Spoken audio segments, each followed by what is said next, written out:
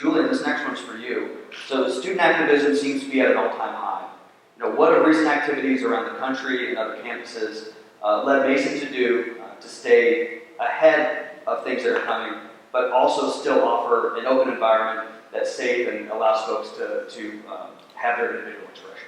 Yeah, and Rose was going to jump in here as well. I think what we're seeing, I think we're in a really a social movement.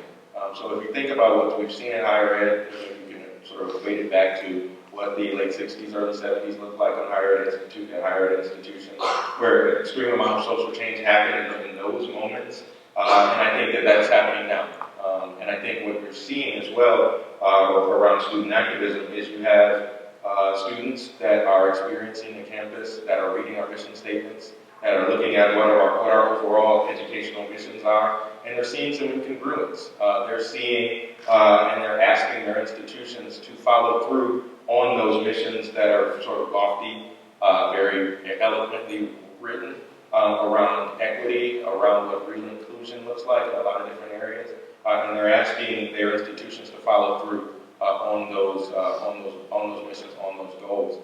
So I think that's a good thing. I think what it is doing is it's forcing us, a lot of us on the panel, and a lot of my colleagues in a lot of different areas, to do our jobs better, to do them differently, to listen to what our students and our communities are telling us from a variety of perspectives. So you can think about the activism that you've heard from students of color as well as students in the majority as well around ethnicity and identity. You think about some of the activism that's happening on many campuses around sexual assault and those issues from there. And I think what it is doing is telling us that we have to hear from our community as well as follow through on the mission. I also think that when we think about what expression really looks like, this is, when we talk about that melting pot, we're talking about that laboratory, this is a place where a lot of different ideas and ideals are going to come and sort of meet up head to head. And I think that's a good thing. As long as we have to make sure that we're listening to each other, that we're hearing each other as a community, and then from there I think we can really spur social change.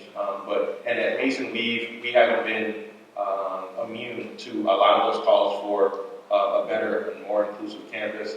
One of the things that we have to continue to do and will continue to do is to listen to our community, is to hear from our students, is to integrate them into the solutions that they want to see, and as well as how we're trying to go about our jobs on a day-to-day basis. So I think it's the first thing you have to do is to have a willingness to hear what folks are telling you in your community, and then also sort of incorporate them into the plan sort of moving forward. And I know, Rose, this is something you and I talk about. Right. It's so great to partner with Julian on so many of these issues. And absolutely students asking us to look inside at our own institution, improve in our own institution's policies and practices, but also students are asking us, particularly in this moment where we are living in a probably highly polarized national climate, where we're seeing national issues play themselves out. Our students are also saying, have those conversations on this campus. Let's take this on. The fabulous thing about Mason is we have amazing thought leaders. We have folks, faculty members, great levels of expertise, and so we can engage in those dialogues and those conversations on this campus. And our students are saying, "Do this. We want this."